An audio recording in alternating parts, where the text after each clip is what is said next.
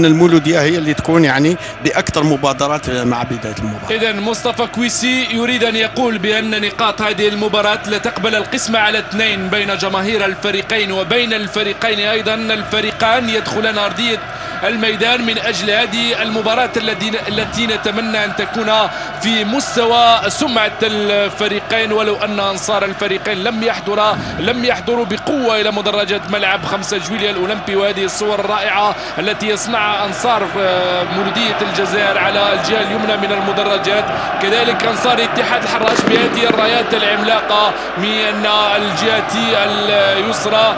بعد دقائق من الآن سيعطي حكم المباراة مختار أمل إشارة انطلاق هذه المباراة المولودية بمدرب فرنسي اسمه فرانسوا براتشي، والفريق اتحاد الحراش بالمدرب المعروف هو الأكثر استقرار في الرابطة الاحترافية الأولى أبو علام شارف.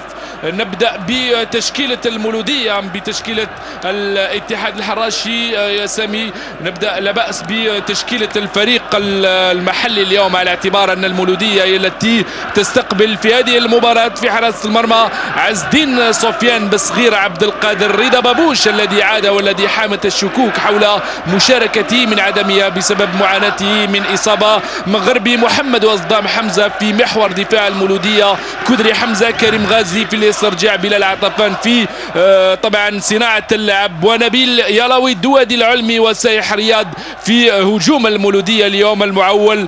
الآن إلى تشكيلة الحكام الذين يديرون هذه المباراة.